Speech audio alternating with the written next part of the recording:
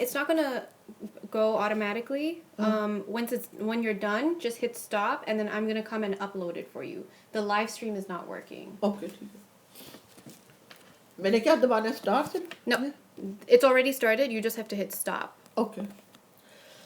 تو کیا اللہ کے نبی کو کہہ دیا کہ اے میرے محبوب، اور وہاں پہ جو مسلمان ہیں اس وقت، تو کیا ان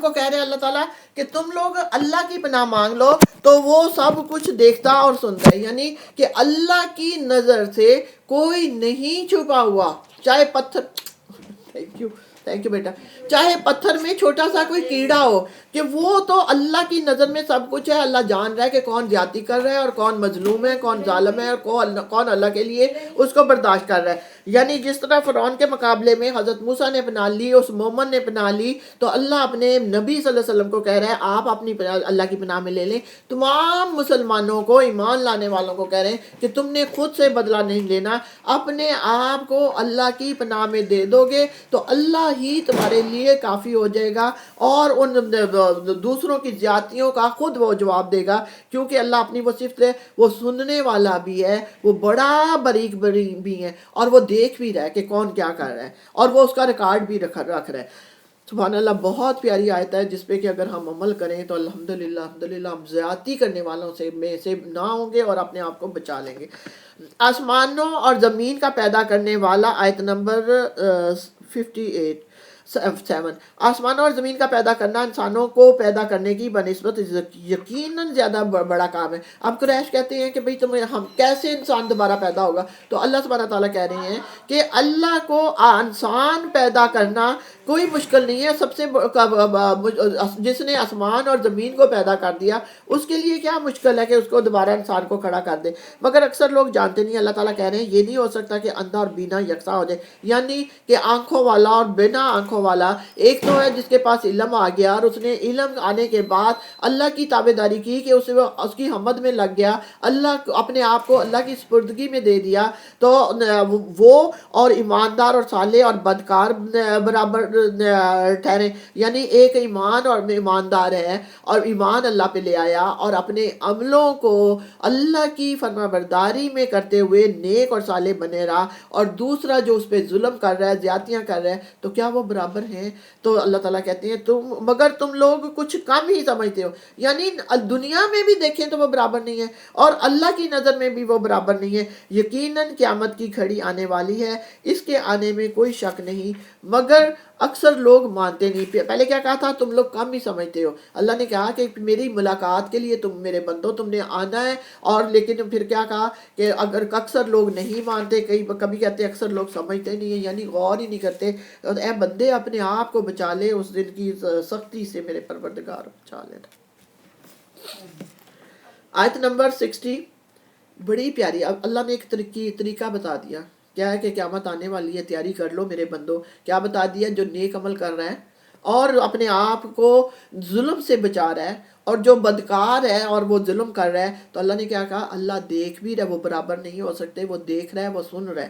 تو تم کیا کرو؟ تم اپنے آپ کو بچاتے ہوئے جب آؤ گے تو پھر کیا کہا کہ اللہ اپنی یہاں پہ صفت کیا لے کے آ رہے ہیں؟ تمہارا رب کہتا ہے ہم لوگوں سے مجھے پکارو. کیا اللہ کہہ رہا ہے کہ اللہ ہمیں کہہ رہا ہے مجھے پکارو، میں تمہاری دعائیں قبول کروں گا. جو لوگ گھمنڈ میں آ کر میری عبادت سے منہ موڑتے ہیں ضرور وہ ذلیل و خوار ہو کر جہنم میں جائیں گے. اب دیکھیں کہ دعا جو ہے، اللہ کے نبی صلی اللہ علیہ وسلم نے کہا کہ دعا مغز ہے عبادت کا. اللہ سے دعا مانگنا عین تقاضۂ بندگی ہے. اللہ اپنے بندوں کی دعاؤں التجاؤں کو سن کر اپنا فیصلہ بدل سکتا ہے. وہ مجبور بندہ مجبور ہے اللہ کے آگے جھکنے پر. حدیث حضور صلی اللہ علیہ وسلم نے فرمایا قضا کو کوئی چیز نہیں ٹال سکتی مگر دعا. اللہ سے دعا مانگو تو اس یقین کے ساتھ کہ وہ قبول کرے گا. ایک اور حدیث میں اللہ تعالیٰ نے نبی صلی اللہ علیہ وسلم نے کہا ہے کہ ایک مسلمان جب کوئی دعا مانگتا ہے تو مانگتا ہے بشرط یہ کہ وہ کسی گناہ یا قطع رحمی کی دعا نہ ہو، یعنی گناہوں کی میں آگے بڑھنے کے لیے وہ نہ ہو، تو اللہ تعالیٰ اسے 3 صورتوں میں سے کسی ایک صورت میں قبول فرماتا ہے. پہلی صورت تو یہ ہے یا تو وہ اس کی وہ دعا اسی دنیا میں قبول کر لیتا ہے, دوسری صورت یہ یا آخرت میں اجر دینے کے لیے محفوظ رکھ لیتا ہے, اور تیسری صورت یہ ہے یا اسی درجہ کی کسی آفت کو اس پہ آنے سے روک دیا جاتا ہے. اللہ سے دعا اس یقین سے مانگو کہ اللہ ضرور عطا کرے گا. کیا اللہ نے یہاں پہ حکم دے دیا, اے میرے پروردگار, اے لوگو تمہارا رب کہتا ہے مجھے پکارو, یعنی کہ میں تمہاری دعا قبول کروں گا. اور پھر جو گھمنڈ میں آتے ہیں, اللہ نے 5ویں سپارے میں بھی یہ کہا ہے کہ مجھ سے میرا فضل مانگتے رہو. تو جو لوگ بھی پھر اللہ سے فضل مانگتے ہیں تو اللہ سبحانہ تعالیٰ کو جھکنے والا, عاجزی کرنے والا بندہ بہت پسند ہے. تو اللہ نے پیچھے بھی کہا کہ میں تمہاری انی قریب مجیب, میں تمہارے بہت قریب ہوں. جب میرا بندہ مجھ سے میری طرف آتا ہے میں اس کی طرف آگے بڑھ کے اس کو سنبھال لیتا ہوں. اسی وجہ سے جب بندہ دل سے توبہ کرتا ہے اللہ تعالیٰ اس کی دیکھیں اس کا رحم, اس کا فضل, اس کی محبت اپنے بندوں سے کہ کتنا بھی گناہ کیا ہو وہ فوراً معاف کر دیتا ہے, اور وہ کیونکہ وہ معاف کرنے والا غفور الرحیم ہے. وہ اللہ ہی تو ہے جس نے تمہارے لیے رات بنائی تاکہ تم اس میں سکون حاصل کرو اور دن کو روشن کیا. حقیقت یہ ہے کہ اللہ لوگوں پر بڑا فضل فرمانے والا ہے, مگر اکثر لوگ شکر ادا نہیں کرتے. اور وہی ہے اللہ جس نے تمہارے لیے یہ کچھ کیا ہے. تمہارا رب ہے ہر چیز کا خالق, اس کے سوا کوئی معبود نہیں. تم کدھر بہکائے جا رہے ہو؟ اس طرح وہ سب لوگ بہکائے جاتے رہے ہیں جو اللہ کی آیات کا انکار کرتے ہیں. اللہ تعالیٰ اپنی صفت بیان کر رہے ہیں کہ اے میرے بندو, یہ میں ہی ہوں جو تمہارے لیے تم سو جاتے ہو, تمہارے لیے تمہاری ہر ضرورت کا خیال رکھتا ہوں. تم تھکتے ہو تمہیں نیند دیتا ہوں. تمہارے جسم کے وہ سارے ٹیشو جو ڈیڈ ہوتے ہیں وہ اثر 9 سیل تازہ کر دیتا ہوں. دن کو میں نے اس لیے روشن کیا کہ تم اپنے رب کا فضل تلاش کرنے کے لیے تمہیں تنگی نہ ہو. پھر اللہ تعالیٰ کہتے ہیں کہ تمہارے لیے ہے میرے بندے, تمہیں کیا چیز چاہیے, جو چیز چاہیے میں نے تمہاری مانگنے سے پہلے اس کائنات میں اس کی تدبیر رکھ دی تاکہ تم جو چاہو مانگو اور وہ کوشش کرو اور وہ حاصل ہو جاتی ہے. اس لیے کہتی ہے میں نے تمہارے لیے کیا تھا کہ تم میری نعمتوں کو پہچانتے ہوئے اپنے اوپر ہی اپنے آپ کو دیکھتے ہوئے کہ اللہ کا کتنا فضل ہے ہمارے اوپر, اللہ کا شکر, اللہ کا احسان ہے, تو ہم شکر کرتے ہو میرے بندو. اگر تم شکر نہیں کرتے تو کس کا نقصان ہے؟ اپنا تمہارا نقصان ہے. تو اللہ تعالیٰ کہتے ہیں کہ تم پھر کدھر سے بہکائے جا رہے ہو کہ اللہ تو وہ ہے جس نے ہر چیز کو پیدا کیا ہے. یہ کسی کا زوم پھر ان میوٹ ہو گیا, پلیز میوٹ کر لیں. وہ اللہ ہی تو ہے جس نے تمہارے لیے زمین کو جائے قرار بنایا اور اوپر آسمان کا گنبد بنا دیا, جس نے تمہاری صورت بنائی اور بڑی عمدہ بنائی. اب کیا پھر جس نے تمہیں پاکیزہ چیزوں کا رزق دیا. یعنی پہلے تو اللہ نے کہا دیا کائنات کو یہ دن اور رات میں پھیرے جا رہا ہوں. تمہاری عمر ایسے تو نہیں بڑھ رہی ہے, دن آتا ہے رات آتا ہے دن آتا ہے, یہ تمہاری سہولت کے لیے میں نے رکھا ہے میرے بندو. تو اللہ تو پھر کہتے ہیں کہ زمین کو جہاں تمہارے رہنے کے لیے جگہ بنائی, تمہیں خوبصورت گھر دیے, آسمان کو ایک گنبد کی طرح کیا کہ اس کے اوپر رکھ دیا کہ وہ اس کو گرتا بھی نہیں ہے. کہ کون تامے ہوئے؟ تمہارا اللہ. پھر اللہ سبحانہ تعالیٰ کہتے ہیں کہ میرے بندو میں نے تمہاری صورت بنائی اور کتنی خوبصورت عمدہ بنائی ہے. یعنی کہ ہم لوگ جب شیشہ دیکھتے ہیں خوش ہوتے ہیں تو اللہ تعالیٰ کا شکر ادا کرنا چاہیے کہ اس نے واقعی ہمیں بہت ہی پیارا اپنے بندوں کو بنایا ہے. اور پھر کیا کہا اللہ نے؟ جس نے تمہیں پاکیزہ چیزوں سے رزق دیا, یعنی ہر طرح کی زندگی کی ضروریات کی چیزوں کو اللہ سبحانہ تعالیٰ نے ہمارے لیے رکھ دیا. وہی اللہ جس کے یہ کام ہے تمہارا رب ہے. یعنی کیا ہے کہ تمہارا خیال رکھنے والا, تمہاری ضرورتوں کو دیکھنے والا. تم سوئے ہو تب بھی میں تمہاری ضرورتوں کا خیال رکھتا ہوں. تمہاری دل کی مشینری کو چلا رہا ہوں, تمہاری کڈنی کام کر رہی ہے, تمہارا جگر کام کر رہا ہے, تمہارا تمہارے اگر تم پریگننٹ ہو, ماں پریگننٹ ہے, اس پیٹ میں سوئے پلنے والے بچے کی ہر ضرورت کی نشو و نما جو کر رہا ہے وہ کون کر رہا ہے؟ وہ اللہ سبحانہ تعالیٰ کر رہے ہیں, ہمارے ہاتھ تو نہیں کر رہے, اللہ تعالیٰ کر رہے ہیں. تو اللہ تعالیٰ کہتے ہیں وہ اللہ ہی ہے جو ہر چیز تمہارے لیے, میرے بندوں جو تمہیں چاہیے میں تمہارے لیے کرتا ہوں بغیر تمہاری مانگنے کے, بغیر تمہارے کہنے کے. مجھے پتہ ہے, کیونکہ مجھے پتہ ہے کہ میرے بندے کو کس وقت کیا چاہیے, تو اس کے چاہنے سے پہلے ہی اس نے اس کی ضرورت کا کسی نہ کسی طریقے سے بندوبست کر دیا ہوتا ہے. اور جب ہم دعا مانگتے ہیں کوئی نہ کوئی وسیلہ ذریعہ بن کے ہماری دعا کیسے قبول ہو جاتی ہے, تو پھر کئی دفعہ ہم کہتے ہیں دیکھو یہ تو فرشتہ بن کے ہمارے لیے آ گیا,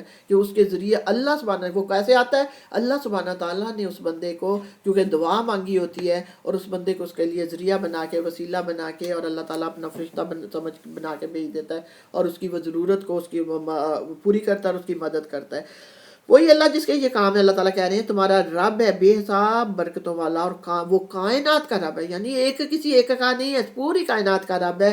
وہی زندہ ہے یعنی قائم رہنے والا, اس کے سوا کوئی معبود نہیں ہے اور کوئی خدا نہیں. اس کی سب سے بڑی دلیل ہے کہ اگر کوئی اور خدا ہوتا تو اب تک کائنات کا نظام بگڑ گیا ہوتا. کوئی کہتا ہے میں نے یہاں بارش برسانی ہے, کوئی کہتا ہے میں نے بادل ادھر طرف لے کے جانا ہے, کوئی کہتا ہے میں نے سورج ادھر سے نکالنا ہے. تو یہ ایک بہت بڑی دلیل ہے اللہ کی قدرت کو, جس طرح جیسے اس حضرت ابراہیم نے پہچانا کہ آسمان سورج اور چاند اور تاروں کو دیکھ کے پہچانا نا کہ وہ تو بہت بڑی, میرا رب تو وہ ہے جو سب سے ان سب چیزوں کو چلانے والا ہے, جس کی اختیار جس کی طاقت سب سے زیادہ ہے. تو ان چیزوں کو حفاظت کرنے والا اگر کوئی اور اللہ کے ساتھ شریک ہوتا تو یہ نظام دنیا, نظام کائنات بگڑ جاتا. تو وہ کیا کہہ رہا ہے, میں کائنات کا رب ہوں, اسی کو تم پکارو, اپنے دین کو اس کے لیے خالص کر کے. ساری تعریف اللہ رب العالمین کے لیے. یعنی دین کیا ہے کہ ہماری نماز, ہمارا روزہ, ہمارا ایمان, ہمارا آخرت پر ایمان, نبیوں پہ ایمان, رسولوں پہ, کتابوں پہ ایمان اور آخرت پہ ایمان, اور ہمارے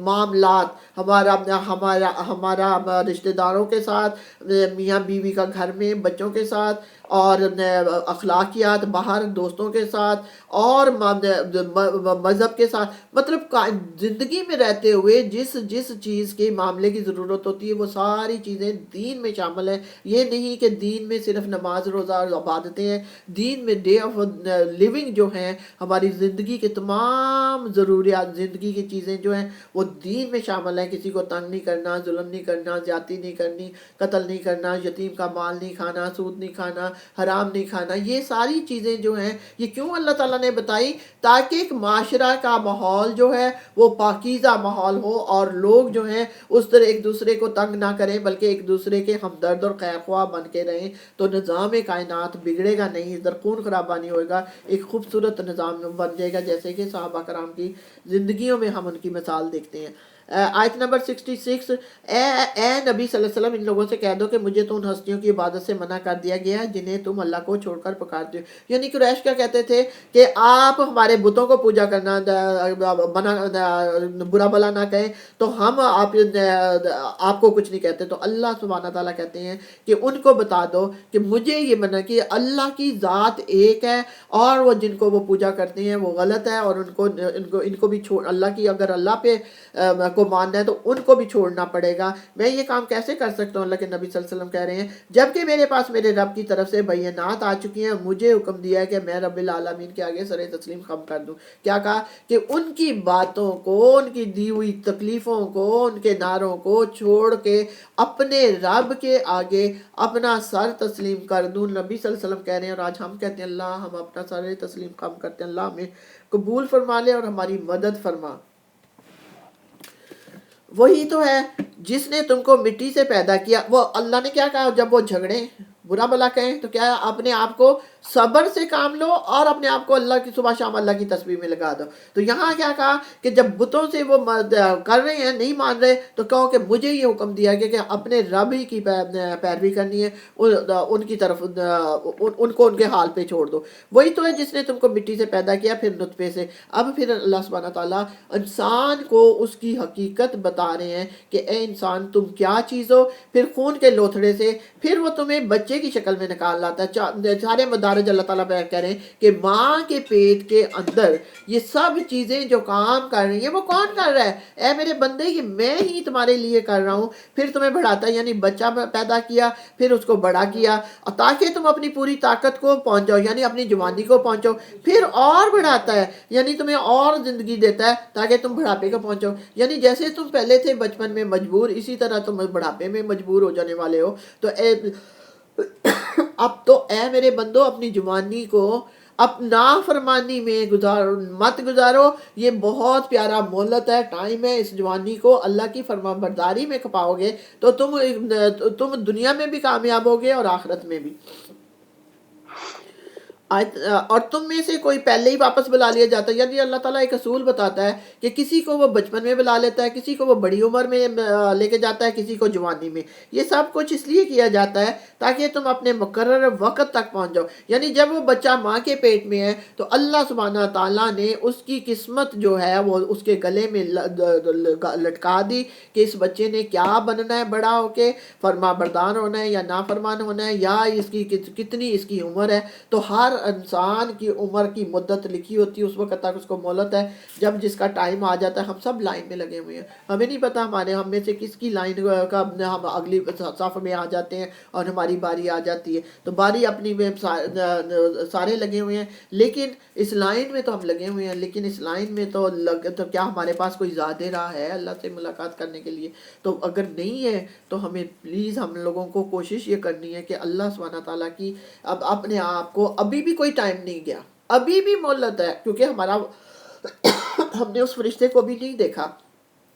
अगर हम माफ़ी मांग के तौबा करके कैसे वो अल्लाह के हामल फरिश्ते, जब हम इरादा करेंगे तो अल्लाह ने क्या कहा, मेरे ऊपर लाजम है अपने बंदों की मदद। तो हमारे लिए अल्लाह वो रास्ता आसान कर देगा, हमारे लिए अल्लाह वो हमारे दिल में अपनी मोहब्बत पैदा कर देगा, हमारे कदमों को साबित कदमी देगा कि नेकी की रास्ते की तरफ चलेंगे। फिर दुनिया चाहे कुछ कहे, तो क्या था कि वो दुनिया की कही हुई बातों से अल्लाह ने क्या कहा कि सब्र करो और अपने आप को अल्लाह के जिक्र में सुबह शाम मशगूल कर लो, तो तुम्हारा अल्लाह की मदद फिर तुम्हारे साथ है। जिसने अल्लाह पे भरोसा किया, अल्लाह उसके भरोसे को नहीं तोड़ता।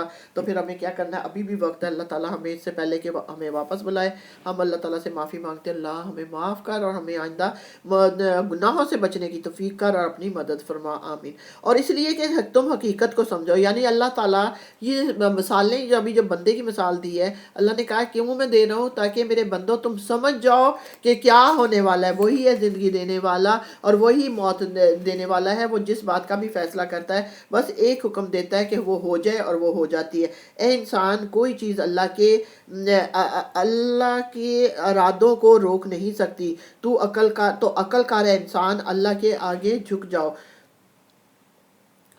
तुमने देखा कि अब अल्लाह ताला पूछ रहे हैं दोबारा, तुमने देखा पहले क्या कहा कि गुरूर की वजह से वो अपने आप को नुकसान में डालते हैं। अब अल्लाह क्या कह रहे हैं, तुमने देखा उन लोगों को जो अल्लाह की आयत में झगड़े करते हैं, कहाँ से वो फराए जा रहे हैं, यानी नहीं मानते। जो ये लोग जो इस किताब को और उन सारी किताबों को झुटलाते हैं जो हमने अपने रसूलों के साथ भेजी, यानी कुरान को भी और कुरान से आने वाली सारी पहली किताबों को भी, अनकरीब इन्हें मालूम हो जाएगा जब तौक इनकी गर्दनों में होगी और जंजीरें जिनसे पकड़ कर वो खोलते हुए पानी की तरफ खींचे जाएंगे। यानी किस दिन पता एहसास होएगा, उस दिन। अल्लाह ताला कहते हैं मेरे बंदे उस दिन का मौका, उस दिन की मोहलत को ना झांकते रहे, अपने आप को बचाना है तो दुनिया में बचा ले। ये क़यामत की फिर मंजर कशी कर रही है कि ये क्यों ये नहीं समझ रहे। तो उसी दिन अल्लाह कह रहा है समझेंगे कि जब इनकी गर्दनों में तौक डाल के इनको जंजीरों में बांध के मैं दोज़ख की तरफ खींचूंगा। तो फिर अल्लाह ताला कहते हैं फिर दोज़ख की आग में झोंक दिए जाएंगे, यानी जंजीरों से जकड़ के दोज़ख। अल्लाह की आयात से झगड़े करने वाले, पीछे बार बार कहा ना कि जो अल्लाह की आयत के लिए झगड़ा करते हैं, आप उनसे कह दें सलाम करके साइड पे हो जाएं, और जो तकलीफें दे रहे हैं आप उनको सब्र से हिम्मत से काम लें। और जो अल्लाह की बुत परस्ती के लिए कर रहे तो उनको कह दो कि हमारा दीन हमारे लिए, तुम्हारा दीन तुम्हारे लिए, हमें तो हुक्म है कि अल्लाह की इताअत करनी है, हम वही करें। अब जो आयत से झगड़े कर रहे हैं, आयत को गलत मतलब देने की कोशिश कर रहे हैं, नहीं मान रहे, किसी को भी ना अल्लाह के नबी को माना या पुरानी किताबों को नहीं माना, तो उनके बारे में अल्लाह ताला कह रहे हैं कि उनको پھر میں زنجیروں سے جکڑ کر دوزخ میں کی طرف کھینچے جائیں گے اور پھر دوزخ کی آگ میں جھونک دیے جائیں گے. پھر ان سے پوچھا جائے گا. اب وہ جب دوزخ میں ڈال رہے ہیں نا تو ان کو کہا کہ ٹھہرو ذرا مجھے بتاؤ کہ اب کہاں ہے اللہ کے سوا وہ دوسرے خدا جن کو تم شریک کرتے تھے. اب وہ جواب دیں گے کہ کھوئے گئے وہ ہم سے. یعنی کہ اب ان سے اللہ تعالیٰ اس وقت پوچھ رہے ہیں تو وہ اب کہتے ہیں کہ وہ ہم سے کھو گئے, گم ہو گئے, ہمیں نہیں پتا, بلکہ ہم اس سے پہلے کسی چیز کو نہ پکا. یعنی یہاں پہ پھر جھوٹ کا سارا جس کو دنیا میں جھوٹ بولنے کی عادت ہے اور جھوٹ پہ ہی اس کا خاتمہ ہو گیا ہے, وہ اس دن بھی جھوٹ بول کے اللہ کے آگے کوشش کرے گا کہ شاید میں بچ جاؤں. تو وہ کہتا ہے کہ ہم تو کسی چیز کو نہیں پکارتے تھے. اس طرح اللہ کافروں کا گمراہ ہونا مستحق کر دے گا. ان سے کہا جائے گا یہ تمہارا انجام اس لیے ہوا ہے کہ تم زمین میں غیر حق پر مگن تھے اور پھر اس پر اتراتے تھے. یعنی کہ تمہیں توفیق ہی نہ ہوئی ہے میرے بندے کہ تم نے کبھی میرے نبی کی بات سنی ہوتی, قرآن کی حفاظت میں نے کر دی, بعد میں تم نے کبھی قرآن کھولا ہوتا, اس کی آیات کو دیکھا ہوتا اور اس پہ عمل کیا ہوتا تو آج بچ جاتے. لیکن تم تو اپنی دنیا کی زندگی میں اتنے مگن تھے اور اسی میں پھولے نہیں سماتے تھے, اتنے خوش تھے کہ تم نے نافرمانی کو چھوڑا ہی نہیں. اب جب نافرمانی پہ تمہارا جان نکل گئی تو اب جاؤ جہنم کے دروازوں میں داخل ہو جاؤ, ہمیشہ تم کو وہیں رہنا ہے. بہت ہی برا ٹھکانہ ہے متکبرین کا, یعنی غرور کرنے والوں کے لیے. کیا اللہ تعالیٰ نے کہا کہ غرور انسان کو جھکنے نہیں دیتا. جب غرور نہیں جھکنے دے گا تو وہ فرمانبرداری کر ہی نہیں سکتے. بھروسہ کس پہ کر لیتے ہیں غرور کرنے والے؟ اپنی ذات پہ, کہ میں نے اتنا علم حاصل کیا, میں نے اتنی محنت کی, میں نے یہ کیا تو میری محنت کی وجہ سے سب کچھ ملا ہے. حالانکہ دراصل ہمیں اللہ سبحانہ تعالیٰ بار بار بتا رہا ہے کہ یہ اللہ سبحانہ تعالیٰ تمہیں نوازتا ہے.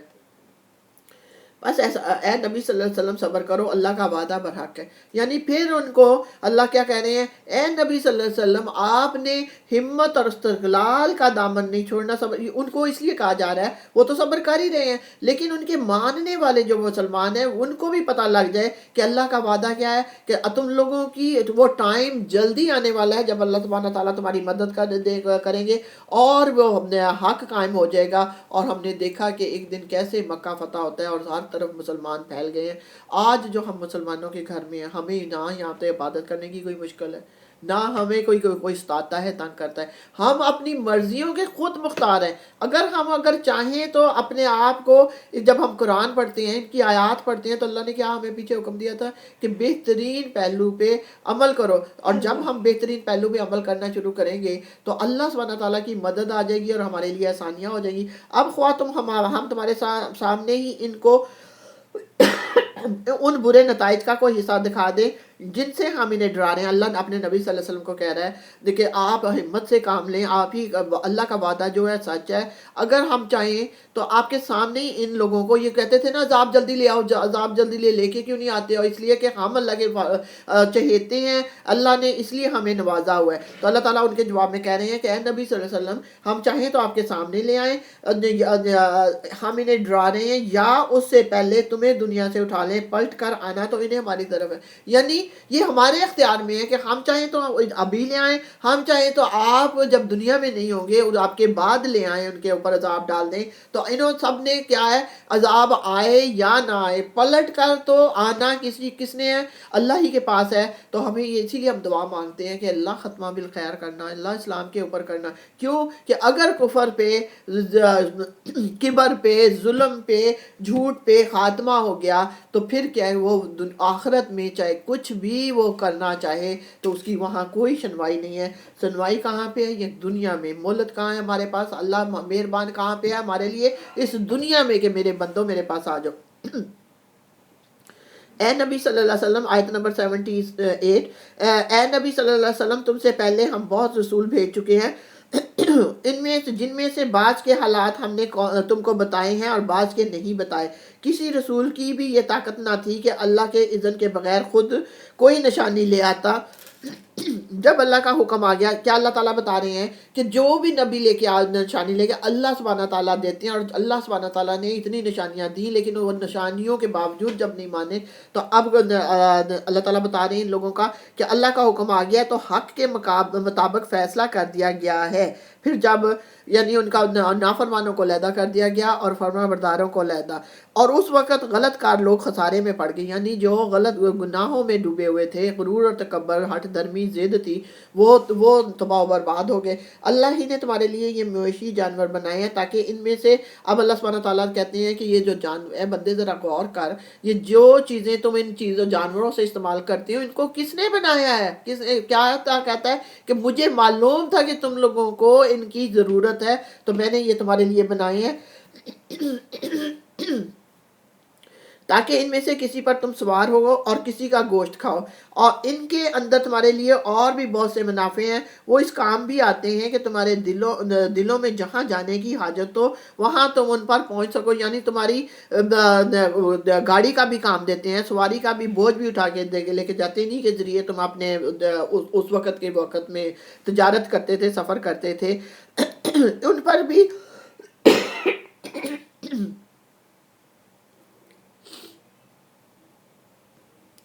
ان پر بھی اور کشتیوں پر بھی تم سوار کیے جاتے ہو اللہ اپنی یہ نشانیاں تمہیں دکھا رہا ہے آخر تم اس کی کن کن نشانیوں کا انکار کرو گے اللہ ہم تو تیری ہر نعمت کو مانتے ہیں اللہ تیرا شکر ہے میرے پروردگار ہمیں شکر گزار بندہ بنا لے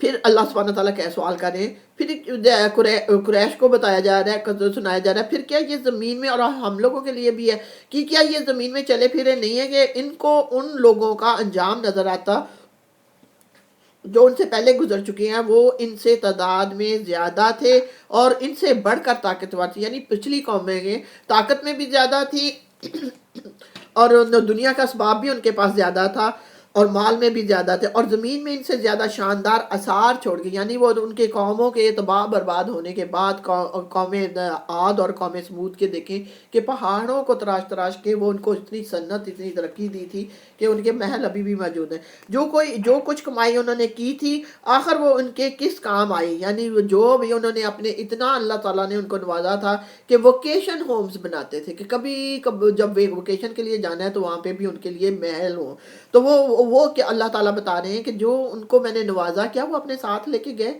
آج ان کی گھروں میں ان کی جگہوں پہ کوئی آباد نہیں ہے وہ سارا کچھ یہاں پہ ہی چھوڑ گئے اس لیے اللہ کہتے ہیں کہ کیا ان کی وہ چیزیں کام آئی ہیں جب ان کے رسول ان کے پاس بینات لے کر آئے تو وہ اس علم میں مگن رہے جو ان کے اپنے پاس تھا یعنی دنیا داری میں اور پھر اسی چیز کے پھیر میں آگے جس کا وہ مذاق اڑاتے تھے یعنی نبی کا مذاق اڑاتے تھے اللہ کی کتاب کا مذاق اڑاتے تھے اس آنے والے عذاب کا مذاق اڑاتے تھے تو وہ عذاب بھی ان پر آ کے رہا جب انہوں نے ہمارا عذاب دیکھ لیا تو پکار اٹھے کہ ہم نے مان لیا اللہ وحدہ لا شریک کو یعنی عذاب کو دیکھ کر ماننے سے اللہ نہیں بچائے گا کہ اور ہم انکار کرتے ہیں ان سب معبودوں کا جنہیں ہم شریک ٹھہراتے تھے دیکھیں اللہ تعالیٰ نے کہا کہ جب عذاب میں وہ دھرے جا رہے ہیں تو پھر قوم عاد پر آیا تھا 7 دن اور 8 راتوں کی ایسی تیز ہوا چلی تھی تو اس وقت وہ اگر کوئی مانگ رہے ہیں دعا تو وہ نہیں قبول ہوئی جیسے فرعون نے جب مانگا ڈوبتے ہوئے جب فرشتے نے اس کی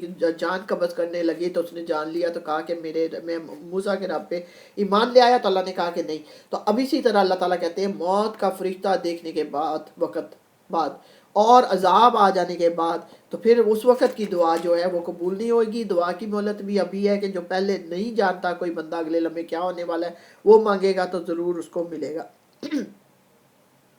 کیونکہ اللہ ہی کا مقرر ضابطہ ہے کیونکہ یہی اللہ کا مقرر ضابطہ ہے جو ہمیشہ اس کے بندوں میں جاری رہا ہے اور اس وقت کافر لوگ خسارے میں پڑ گئے یعنی اللہ کی سنت اللہ کہتا ہے کہ تبدیل نہیں ہوتی اللہ کی سنت جو ہے وہ ہی قائم رہنے والی ہے اور اسی کے اب اللہ نے بتا دیا کہ پہلے مہلت ہے مہلت سے میرے بندوں فائدہ اٹھا لو سورت ابن حامیم السجدہ مکی صورت ہے عقبہ کا حضور صلی اللہ علیہ وسلم کو پیشکش اور حضور صلی اللہ علیہ وسلم کی حامیم سجدہ کی تلاوت عقبہ پر ان کا اثر ہوا واپس آ کر کہنے لگا کہ ان کو ان کے حال پر چھوڑ دو اہل قریش کے ایک اعتراض کا اللہ تعالیٰ نے وحی کے ذریعے جواب دے رہا ہے اس حامیم سجدہ میں اور ان کا ظلم و ستم اتنا ہے کہ مسلمانوں کو چین ہی نہیں لینے دے رہے اور ستا رہے ہیں کہ عبادت نہیں کرنے دیتے تھے جب کوئی قرآن کی آیت پڑھتے تھے تو شور مچاتے تھے تو بسم اللہ الرحمن الرحیم حامیم تنزیل من الرحمن الرحیم. حامیم یہ خدائے رحمان و رحیم کی طرف سے نازل کردہ چیز ہے جو کہ نہایت مہربان رحم کرنے والا اپنے بندوں کی بار بار توبہ قبول کرتا ہے، بار بار ان کو موقع دیتا ہے. ایک ایسی کتاب جس کی آیات خوب کھول کھول کر بیان کی گئی ہیں. عربی زبان کا قرآن ان لوگوں کے لیے جو علم رکھتے ہیں، بشارت دینے والا اور ڈرا دینے والا. یہ تو نعمت عظمی ہے جو خدائے رحیم و رحمان بزرگ و برتر نے اپنے انسانوں کو بہتری اور اصلاح کے لیے بھیجی ہے. اگر خدا انسانوں سے بے رخی برتتا تو ان کو گمراہی میں بھٹکنے کے لیے کھلا چھوڑ دیتا، کوئی ہدایت نہ دیتا. لیکن اب بار بار اپنے بندوں کو راہ دات دکھانے کے لیے بار بار اپنے نبی بھیج رہا ہے، اپنے رسول بھیج رہا ہے، اپنی کتابیں بھیج رہے ہیں. اور جب اللہ نے یہ کہا کہ اب اس کے بعد میں نے نبی نہیں بھیجنا، ہمارے نبی کو رحمت للعالمین بنا کے ساری کائنات کے لیے رحمت بنا کے بھیج دیا، اور آخری نبی الزمان بتا دیا کہ ان کے بعد کوئی نبی نہیں آنا. اور جو ان کو کتاب دی، قرآن ہمارے ہاتھوں میں جس کو آج ہم پڑھ رہے ہیں، اس کی حفاظت خود ذمہ لے لی کہ میں اس کے کوئی مضامین کو نہیں بدل سکتے، تاکہ قیامت تک کے آنے والے لوگوں کے لیے یہ حجت تمام ہو جائے کہ ہمارے پاس کوئی نہیں آیا، یہ کتاب موجود ہے، اس کی تعلیم موجود ہے، اور جو بھی بندہ اب اس کو پڑھے گا تو اس پہ عمل کرے تو کامیاب ہو جائے گا.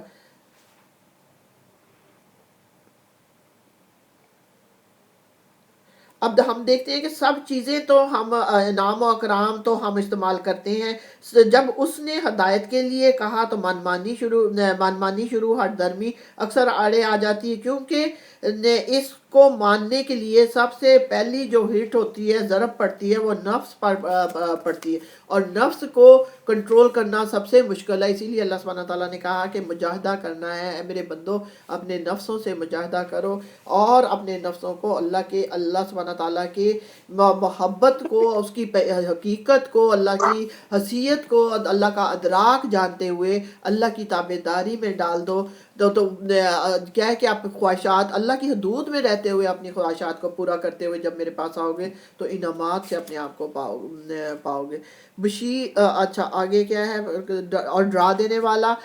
مگر ان لوگوں میں سے اکثر نے اس سے روح گردانی کی اور وہ سن کر نہیں دیتے. یعنی ہم نے طرح طرح سے مثالیں دے دے کے اے میرے بندوں آپ کو سمجھایا، لیکن آپ ہیں کہ مان ہی نہیں رہے. کہتے ہیں جس چیز کی طرف تو ہمیں بلا رہا ہے، یعنی کون کہتے ہیں؟ لوگ جو اپنے نبی کو کہتے ہیں کہ اس کے لیے ہمارے دلوں پر غلاف چڑھے ہوئے ہیں، اور ہمارے کان بہرے ہو گئے ہیں، اور تیرے درمیان ایک حجاب حائل ہو گیا ہے، تو اپنا کام کر، ہم اپنا کام کیے جائیں گے. یعنی کیا کہتے ہیں کہ مان ہی نہیں رہے. کہتے ہیں کہ ہمیں نہ سنتا ہے کیونکہ سننا ہی نہیں چاہتے، دل ہے دل تک پہنچنے ہی نہیں دیتے. جب نبی صلی اللہ علیہ وسلم آیتیں بتاتے ہیں، پڑھتے ہیں تو شور مچاتے ہیں، سیٹیاں بجاتے ہیں، تالیاں بجاتے ہیں کہ کیا کہ ہم نے نہیں سنا. تو عقبہ جو تھا کہ ایک دن نبی صلی اللہ علیہ وسلم بیٹھے ہوئے ہیں خانہ کعبہ میں، اور قریش بھی ایک طرف، اور نبی اکیلے بیٹھے ہوئے، قریش بھی بیٹھے کی محفل جمی ہوئی ہے. تو عقبہ کہتا ہے کہ دیکھو کہ میں جا کے نا نبی صلی اللہ علیہ وسلم سے بات کرتا ہوں. تو جب وہ آ کے بات کرنے لگا تو نبی صلی اللہ علیہ وسلم نے یہ حامیم سجدہ کی آیات ان کے سامنے تلاوت کرنے لگی، اور جہاں پہ سجدہ آتا ہے تو نبی صلی اللہ علیہ وسلم نے سجدہ کیا، اور وہ بھی سجدے میں جھک جاتا ہے. اور جب یہ آتا ہے کہ قوم سمود اور قوم عاد جس طرح تباہ ہو گئے، تو عقبہ جو ہے آپ کے منہ پہ ہاتھ رکھ دیتا ہے، کہتا ہے کہ اب بس نبی صلی اللہ علیہ وسلم، اگر وہ کہتے ہیں کہ مجھے اتنا. اب وہ جب واپس آ رہا ہے نا یہ آیتیں سن کے، تو واپس آتا ہے تو لوگ کہتے ہیں، قریش کے کہتے ہیں کہ اس کا چہرے کا رنگ بدلا ہوا ہے، اس کے اوپر بھی نا نبی صلی اللہ علیہ وسلم کا جادو چل گیا. اب وہ آگے کہتا ہے کہ دیکھو یہ تمہارے اپنی قوم کے لوگ ہیں، ان کی مخالفت کرنا چھوڑ دو. خدا کی قسم یہ جو بات کہہ رہے ہیں وہ بالکل مطلب صحیح کہہ رہے ہیں. اگر یہ کامیاب ہو جائیں گے تو ہمارے ہی رشتہ دار ہیں، ہماری اور عزت بڑھے گی، اور اگر یہ دنیا میں دبا لیے گئے تو تب بھی تمہیں کوئی فرق نہیں پڑے گا. تو نہ یہ کہتے ہیں کہ نہ یہ ساحر ہے، نہ یہ کاذب ہے، نہ یہ جادوگر ہیں، نہ یہ کاہن ہے، نہ یہ شاعر ہیں. ان کی تو یہ جو کلام پیش کرتے ہیں وہ اتنا خوبصورت ہے. تو یہ چونکہ ہمارے رشتہ دار ہیں، اور ہم وہ سارے عرب، سارے قریش دل سے مان رہے ہیں اسی لیے اللہ تعالیٰ کہتے ہیں نا کہ اے نبی آپ کو نہیں جھٹلاتے، یہ میرے اس باتوں کو قرآن کو جھٹلا رہے ہیں، تو وہ کہتے ہیں کہ ان کے خلاف باتیں کرنی، ان کو ان کے حال پہ چھوڑ دو، اگر یہ کامیاب ہو جاتے ہیں تو ہمارے بھائی بندے ہیں، ہماری عزت بڑھے گی، اگر تو وہ سارے کہتے ہیں کہ دیکھو نا ان کے اوپر بھی وہ جادو چل گیا۔ تو یہی آیتیں جو نبی صلی اللہ علیہ وسلم عقبہ کو پڑھ کے سنا رہے ہیں۔ اے نبی، آیت نمبر 6، اے نبی صلی اللہ علیہ وسلم ان سے کہو میں تو ایک بشر ہوں تم جیسا، مجھے وحی کے ذریعے بتایا جاتا ہے کہ تمہارا خدا تو بس ایک ہی خدا ہے، لہٰذا تم سیدھے اسی کا رخ اختیار کرو اور اسی سے معافی چاہو۔ یعنی کہ بندگی کس کی کرنی ہے؟ جس کا ہم کھاتے ہیں، جو ہمیں نوازتا ہے، جو ہمارے ضروریات کا خیال رکھتا ہے، جو ہم بیمار ہوتے ہیں ہمیں شفا دیتا ہے، جو ہمیں پتہ بھی نہیں ہوتا کہ کل کیا آنے والا ہے، وہ پہلے سے ہی ہمارے لیے اس کے سبب بنا لیتا ہے۔ تو وہ کیا ہے کہ اگر میرے بندو تم سے غلطی ہو جائے، اللہ کے نبی صلی اللہ علیہ وسلم کہہ رہے ہیں کہ اے لوگو اگر تم سے غلطی ہو جائے تو اس سے معافی، کسے؟ اللہ سے معافی مانگ لو۔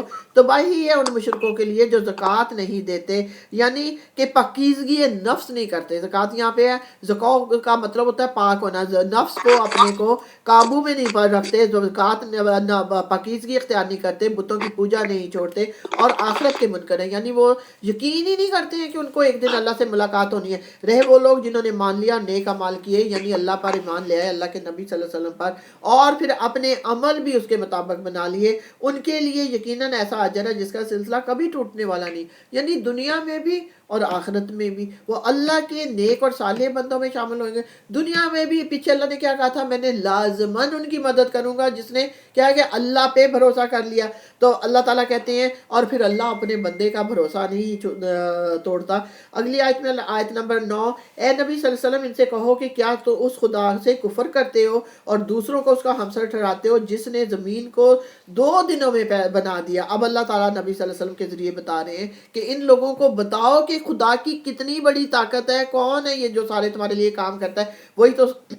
وہی خدا تو سارے جہان والوں کا رب ہے، اس نے زمین کو وجود میں لانے کے بعد اوپر سے اس پر پہاڑ جما دیے اور اس میں برکتیں رکھ دی، اور اس کے اندر سب مانگنے والوں کے لیے ہر ایک کی طلب و حاجت کے مطابق ٹھیک اندازے سے خوراک کا سامان کر دیا۔ یعنی کہ اس 2 دن اللہ سبحانہ تعالیٰ نے زمین کو بنانے میں لگے، اس میں پہاڑ وغیرہ جمائے، دریا، سمندر، اور جو معدنیات اور جو نمکیات اور جو ضروریات کیا ہے کہ قیامت تک کہ اب اگر ہم آج دیکھیں کہ ہمیں کتنی مدت ہوگی آدم علیہ السلام کو گزرے ہوئے، اس سے لے کے آج تک وہ زمین کے اندر جو خزانے اللہ سبحانہ تعالیٰ نے کہا کہ اس کے کیا ہے کہ سب مانگنے والوں، یعنی کہ کائنات کے ہر بندہ جو مانگ رہا ہے، چاہے وہ امیر ہے، چاہے وہ غریب ہے، چاہے وہ مومن ہے، چاہے وہ کافر ہے، چاہے وہ مشرک ہے، چاہے وہ یہود ہے، چاہے وہ نصارہ ہے، چاہے وہ ظالم ہے یا غرور تکبر والا ہے، کوئی بھی ہے، ہر مانگنے والے کے لیے اس کی طلب و حاجت کے مطابق جس طرح اس کی ضروریات زندگی ہیں ان کی طلب کے مطابق ٹھیک اندازے سے خوراک کا سامان مہیا کر دیا۔ اس سے سب سے بڑی برکت ہوا اور پانی ہے جن کی بدولت ہی زمین میں نباتی، حیوانی اور پھر انسانی زندگی ممکن ہوئی۔ جاندار مخلوقات کی بے شمار انواع ہوا اور خشک اور تری میں اللہ سبحانہ تعالیٰ نے پیدا کی ہیں، ہر نوع ایک الگ قسم کی غذا مانگتی ہے۔ پھر ان سب سے جدا ایک مخلوق انسان ہے جس کو محض جسم کی پرورش کے لیے ہی نہیں بلکہ اپنے ذوق کی تسکین کے لیے بھی طرح طرح کی خوراکیں جو ہیں درکار ہیں۔ تو وہ اللہ سبحانہ تعالیٰ نے ہماری مانگ سے پہلے، ہماری ڈیمانڈ سے پہلے اللہ سبحانہ تعالیٰ نے ان سب چیزوں کو اس دنیا میں رکھ دیا۔ اسی لیے پیچھے کیا کہا؟ اے میرے بندے مانگ کیا مانگتا ہے، جو تو مانگے گا میں تجھے نوازنے والا ہوں۔ کیا کہا؟ میں انی قریبن کہ تمہارے سے سب سے زیادہ نزدیک میں ہوں، تمہارے ڈائریکٹ ڈائلنگ کے لیے تمہیں فون کی بھی اٹھانے کی ضرورت نہیں ہے، کسی کی سفارش کرنے کے لیے بھی ضرورت نہیں ہے۔ بس میرے بندے جب چاہے دل میں نماز میں پڑھ لے، لیٹے ہوئے مجھے یاد کر لے، بیٹھے ہوئے کر لے، کام کرتے ہوئے کر لے، میں تمہاری بات سن رہا ہوں، تمہیں دیکھ رہا ہوں، تمہارے دل کے اندر کیا ہے وہ بھی جان رہا ہوں، اور جو تم مانگتا ہے تیری ڈیمانڈ سے پہلے ہی میں نے تیرے لیے تیری ضرورتوں کا، وہ یہ ہے ہمارا رب۔ کہ ہمارے لیے کتنا اس کو ہمارا خیال ہے کہ ہمارے آنے والی ضرورتوں اور قیامت تک آنے والے بندوں کی ضروریات کو اس نے پہلے سے ہی مہیا کر دی ہیں اور آج تک ہم دیکھتے ہیں کہ کبھی کوئی کسی چیز میں کمی نہیں آئی ہے. یہ اللہ کی قدرت اور نہ ہی قیامت تک آنی ہے. وہی زمین وہی ہے. اگر ایک گھر گرا کے دوبارہ بناتے ہیں اسی طرح بنیادوں کو مضبوط کر کے وہی زمین، ایک زمین میں ایک سال گندم فصل بوئی جاتی ہے، دوسری وقت دوسری بوئی جاتی ہے، وہی زمین مختلف فصل انسان کو پچا رہی. تو یہ اللہ تعالیٰ کے وہ اندازے جو اللہ سبحانہ تعالیٰ نے رکھے ہیں. سبحان اللہ، اللہ تعالیٰ الحمدللہ، اللہ تیرا ہی شکر ہے میرے پروردگار. یہ سب کام 4 دن میں ہو گئے، یعنی 2 دن میں اللہ نے زمین بنائی، 2 دن میں زمین و آسمان میں جو چیزوں کی ضرورت تھی وہ اللہ سبحانہ تعالیٰ نے رکھ دی. پھر وہ آسمان کی طرف متوجہ ہوا. جو اس وقت محض دھواں تھا، اس نے آسمان اور زمین سے کہا وجود میں آ جاؤ. یعنی کیا اللہ نے کہا ہے کہ وہ کن کہتا ہے وہ ہو جاتا ہے، خواہ تم چاہو یا نہ چاہو. چاروں نہ چار اللہ کی اطاعت و فرما بردار وہ کر رہے ہیں. دونوں نے کہا اے ہمارے رب ہم آگے فرما برداروں کی طرح، یعنی زمین بھی وجود میں آ گئی، آسمان بھی وجود میں آ گئے. تب اس نے 2 دن کے اندر 7 آسمان بنا دیے. یعنی زمینوں کو بنانے کے بعد اس میں ضروریات کی چیزیں رکھنے کے بعد وہ 2 دن اس نے 7 آسمان پہ در پہ آسمان بنائے. جو سب سے نچلا آسمان ہے جس میں ستارے اور چاند ہیں فلک میں تیرنے، وہ ہمیں نظر آتے ہیں. اور ہر آسمان میں اس کا قانون وہی کر دیا. یعنی آسمان بنا کے ایسے ہی نہیں چھوڑ دیا. جیسے زمین میں اس نے ضروریات کی رکھ دی، اس نے آسمانوں کو، ہر آسمان کو قانون وہی کہ کس طریقے سے انہوں نے قیامت تک چلتے رہنا ہے اور یہ کام کرتے رہنا ہے، وہ قانون وہی کر دیا. اور آسمان دنیا کو ہم نے چراغوں سے راستہ کیا اور اسے خوب محفوظ کر دیا. یعنی کہ وہ زمین پہ نہیں گر سکتے. اس کو زمین کے والوں کے لیے ایک چھت بنا دیا آسمان کو، اور خوبصورت ستاروں سے مزین کر دیا، چاند سے مزین کر دیا، سورج رکھ دیا. کیا کہ وہ لوگوں کو اندھیر رات ہو جائے تو جیسے کل ہم نے پڑھا تھا چاند کی حکومت ہو جاتی ہے، دن ہو جائے تو سورج کی حکومت ہو جاتی ہے. اور یہ دونوں کے میں طاقت نہیں ہے کہ ایک دوسرے سے 1 منٹ ادھر ادھر ہو جائیں. اور یہ کیا اللہ نے کہا ان دونوں سب کو محفوظ کر دیا. پھر یہ سب کچھ ایک زبردست علیم ہستی کا منصوبہ ہے. بندوں کو کہہ رہے ہیں بندوں، جو رب تمہارا یہ سب کچھ تمہارے لیے کر رہا ہے تو پھر تم کدھر بہکائے جا رہے ہو؟ پھر تو جھکنا تو ہمیں کس کے آگے ہے؟ اللہ کے آگے، جو ہماری مانگ سے پہلے ہی جانتا ہے کہ ہمیں کیا چاہیے اور ہمارے لیے اسباب پیدا کر دیے اس نے. الحمدللہ اللہ تعالیٰ تو ہے میرے پروردگار، تیرا شکر ہے میرے مالک، اور ہمیشہ شکر کرنے کی توفیق عطا کرنا. آیت نمبر 13. اب اگر یہ لوگ منہ موڑتے ہیں تو ان سے کہہ دو کہ میں تم کو اسی طرح کے ایک اچانک ٹوٹ پڑنے والے عذاب سے ڈراتا ہوں جیسا عاد اور سمود پر نازل ہوا تھا. جب اللہ کے نبی نے یہ آیت پڑھی نا تو عقبہ نے اب آپ نبی صلی اللہ علیہ وسلم کے منہ پہ ہاتھ رکھ دیا کہ ان کے اتنے یہ امین ہیں، صدیق ہیں، اتنے اچھا اخلاق ہے، اتنے اچھا یہ کریکٹر ہے ان کا، ان کے منہ سے اگر کچھ نکل گیا بد دعا یا ہمارے لیے تو وہ تو اللہ سبحانہ تعالیٰ ضرور پوری کرے گا. تو کہنے لگے نہیں نبی صلی اللہ علیہ وسلم بس.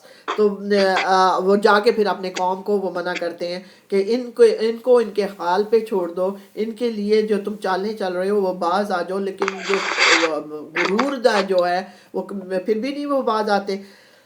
اس نے حقیقت پہچان لی لیکن دوسرے جو ہیں وہ نہیں سن رہے. جب خدا کے رسول ان کے پاس آگے اور پیچھے اور ہر طرف سے آئے اور انہیں سمجھایا، یعنی کہ ہر طریقے سے اللہ کے نبی صلی اللہ علیہ وسلم ان کو سمجھا رہے ہیں، بتا رہے ہیں کہ اللہ کے سوا کسی کی بندگی نہ کرو. دیکھیں کہ انہوں نے بتایا. اللہ پیچھے پوچھتا ہے نا کہ ان سے پوچھو کہ آسمان کو کس نے بنایا، کائنات کو کس نے بنایا، تو وہ سارے کہتے ہیں کہ اللہ کو مانتے ہیں. یہ نہیں ہے کہ اللہ کو نہیں مانتے، لیکن اللہ کو مانتے ہوئے کہتے ہیں کہ یہ ہمارا بت جو ہے اس کو ہم نے اس لیے شریک ٹھہرایا کہ ہمیں اولاد دیتا ہے، یہ ہمیں بارش دیتا ہے، یہ والا ہمارے لیے رزق کی دعا کرتا ہے. تو اللہ سبحانہ تعالیٰ تو قرآن میں بتا رہا ہے کہ میرے بندوں، میں اپنے ہر بندے کے قریب ہوں. جو بندہ مجھے پکارے گا میں اس کی سنتا ہوں اور اس کو دیکھ بھی رہا ہوں. تو تمہیں کوئی ضروری سہارا لینے کے لیے، وسیلہ کرنے کے لیے، سفارش کرنے کے لیے ضرورت ہی نہیں ہے. تم ڈائریکٹ مجھ سے مانگو تو میں تمہیں نوازوں گا. تو وہ اللہ تعالیٰ کے شرک اللہ کو نہیں پسند. تو اللہ تعالیٰ کہتے ہیں ہر طرف سے آئے اور انہیں سمجھایا کہ اللہ کے سوا کسی کی بندگی نہ کرو، تو انہوں نے کہا ہمارا رب چاہتا تو فرشتے بھیجتا۔ یعنی کیا ہے کہ اب یہ مشرکین جو ہیں مکہ کے کہہ رہے ہیں کہ ہم تو تب مانتے اگر کوئی فرشتہ آ کے ہمیں یہ اعلان کرتا کہ میں اللہ کی طرف سے بھیجا ہوا نبی ہوں، لہٰذا ہم اس بات کو نہیں مانتے جس کے لیے تم بھیجے گئے۔ یعنی کہ ہم نہیں مانتے، تم تو غرور اور ہٹ درمی ان کو کسی طرح جھکنے ہی نہیں دیتی ہے۔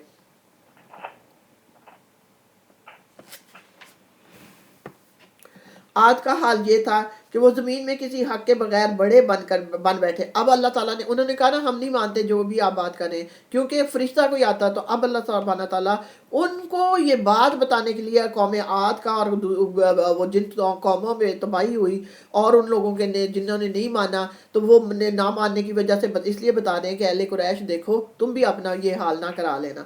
کہ آج کا یہ حال یہ تھا کہ وہ زمین میں کسی حق کے بغیر بڑے بن بیٹھے اور کہنے لگے کون ہے ہم سے زیادہ زور آور۔ یعنی وہ اپنی طاقت، پیچھے بھی اللہ نے کہا تھا نا وہ ان کو بہت طاقت دی تھی، اے قریش تم تو نہیں ہو، تو وہ ان کو اپنی طاقت پہ بھروسہ تھا۔ ان کو یہ نہ سوچا کہ جس خدا نے ان کو پیدا کیا ہے وہ ان سے زیادہ زور آور ہے، یعنی سب زور آور چیزوں سے بڑھ کے زور آور طاقت کس کے پاس ہے؟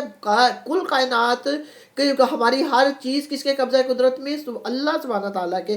سب سے بڑی طاقت اللہ کے پاس ہے، وہ ہماری آیات کا انکار ہی کرتے رہے۔ آخر کار ہم نے چند منحوس دنوں میں سخت طوفانی ہوا ان پر بھیج دی، یعنی 7 دن اور 8 راتیں ان پہ ایسی طوفانی ہوا آئی ہے کہ ان کے گھر، ان کے بندے ساروں کو ایسے اچھال چھال کے پھینک رہی تھی کہ ان کا نافرمانوں کا ایک بندہ بھی زندہ نہ رہا۔ اور ہود علیہ السلام کو اللہ تعالیٰ نے حکم دیا کہ اپنے فرما بردار بندوں کو لے کے یہاں سے چلے جائیں اور باقیوں پہ کو ختم کر دیا۔ اور کافار کو اس لیے سنا رہے ہیں، مشرکین مکہ کو، کہ تم اس راستے سے گزرتے ہو، دیکھو وہ کتنی طاقت پہ انہوں نے بھروسہ کیا تو ان کا کیا حال ہوا، تو تم بھی اپنی طاقت پہ بھروسہ چھوڑ کے میرے نبی صلی اللہ علیہ وسلم پہ ایمان لے آؤ، تاکہ انہیں دنیا ہی کی زندگی میں ذلت اور رسوائی کے مزہ چکھا دیں، اور آخرت کا عذاب تو اس سے بھی زیادہ رسوا کن ہے، وہاں کوئی ان کی مدد کرنے والا ہے۔ یعنی دنیا میں بھی عذاب دیا اور آخرت میں۔ پیچھے کیا کہا تھا فرعون کے بارے میں کہ ان کو روز صبح شام دوزخ کے آگے پیش کیا جاتا ہے کہ یہ ہے تمہارا آخری ٹھکانہ۔ رہے سمود تو ان کے سامنے ہم نے رائے راست پیش کی، مگر انہوں نے راستہ دیکھنے کی بجائے اندھا بنا رہنا پسند کیا۔ آخر ان کے کرتوتوں کی بدولت ذلت کا عذاب ان پر ٹوٹ پڑا، اور ہم نے ان لوگوں کو بچا لیا جو ایمان لائے تھے اور گمراہی اور بد عمل سے پرہیز کرتے تھے۔ کیا کہ جو نافرمان تھے وہ ایک ایسا دھماکہ ہوا کہ وہ ختم ہو کے رہ گئے، اور بچے کون جو فرمانبرداری۔ کیوں سنایا گیا بچا لیا؟ تاکہ مسلمان جو اس وقت اہل قریش کے ہاتھوں سے ظلموں کو برداشت کرنے میں ان کو مشکل ہو رہی ہے، ان کی دی ہوئی اذیتوں کو پہ صبر کر رہے ہیں، تو ان کو تسلی ہو جائے کہ ان کا رب ان کو بھی نہیں بھولا ہوا، ایک جب ٹائم آئے گا تو اللہ سبحانہ تعالیٰ ان کی مدد کریں گے۔ اور ذرا اس وقت کا خیال کرو، اللہ تعالیٰ کہہ رہے ہیں جب اللہ کے یہ دشمن دوزخ کی طرف جانے کے لیے گھیر لائے جائیں۔ 2 قوموں کا بتانے کے بعد اللہ پھر کس کا ذکر کر رہا ہے؟ جو دوزخ کے مکالمہ پیش کر رہے ہیں۔ گھیر لیے جائیں گے، ان کے اگلوں کو پچھلوں کے آنے تک روکا رکھا جائے گا، یعنی جو پہلے آ گئے ہیں پچھلوں کے آنے تک کے لیے وہ سارے ایک جگہ پہ روک کے انتظار کریں کہ سب کٹھے ہو جائیں۔ پھر جب وہ سب وہاں پہنچ جائیں گے تو ان کے کان اور ان کی آنکھیں اور ان کے جسم کی کھالیں ان پر گواہی دیں گی۔ پیچھے کیا بتایا تھا زمر میں؟ ان کے ہاتھ اور پاؤں گواہی دیں گے۔ یہاں پہ یہ بتا دیا کہ جب وہ نہیں مانیں گے، پیچھے کہا نا وہ جھوٹ بول دیتے ہیں، تو پھر کیا جھوٹ نہ، ان کی آنکھیں، ان کے جسم کی کھالیں، ان کے کان گواہی دیں گے ان کے بندوں کے خلاف کہ یہ بندہ مجھ سے یہ کام کرواتا رہا ہے۔ اس میں یہ ہے کہ وہ ان کو ایک تو یہ بھی جواب مل گیا قریش کو، وہ کہتے تھے کہ مٹی کے ذرے بن کے ہوا میں بکھر گئے تو کیسے وہ زندہ کریں گے؟ تو یہ اب اللہ تعالیٰ نے مشاہدہ کرا دیا، ہمیں بتا دیا کہ اصل میں جو بندہ بھی جب قیامت سے شروع سے لے کے قیامت تک فوت ہوگا اس کو وہی جسم، وہی روح اور وہی کھال ملے گی، تب بھی تو وہ ان کے خلاف گواہی دیں گے کہ یہ بندہ، کیونکہ منہ پہ پٹی باندھ گئی ہے، تو کہ یہ بندہ میرے سے یہ کام کراتا رہا ہے۔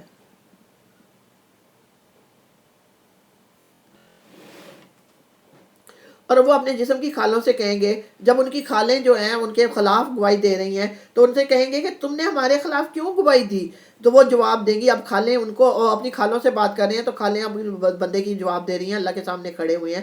ہمیں اسی خدا نے گویائی دی جس نے ہر چیز کو گویا کر دیا ہے آج. یعنی کہ اللہ سبحانہ تعالیٰ نے ہمیں طاقت دی ہے کہ ہم تمہیں جواب دیں. تو اللہ نے ہم سے پوچھا تو ہم تو بتائیں گے. اسی نے تم کو پہلی مرتبہ پیدا کیا تھا اور اب اسی کی طرف تم واپس لائے جا رہے ہو. تم دنیا میں جرائم کرتے وقت جب چھپتے تھے تو تمہیں یہ خیال نہ تھا کہ کبھی تمہارے اپنے کان اور تمہاری آنکھیں اور تمہارے جسم کی کھالیں تم پر گواہی دیں گی. یعنی یہ ہمارے لیے بہت لمحہ فکریہ ہے ہمیں جھنجھوڑنے کے لیے کہ یعنی جو بھی چھپ کے ہم نے غلطی کر لی, گناہ کر لیا, کسی کو کام ایسا کیا تو کل کو آج تو ہم کر لیں گے, ہماری نہ کھالیں نہ جسم نہ کان نہ آنکھیں کچھ نہیں, لیکن اس بھری محفل میں ڈے آف ججمنٹ کے دن سب کے سامنے یہی ہماری جسم کی کھالیں اور ہمارے کان اور ہماری آنکھیں ہمارے خلاف گواہی دے دیں گی کہ یہ بندہ مجھ سے یہ کام کرواتا رہا ہے, بلکہ تم نے تو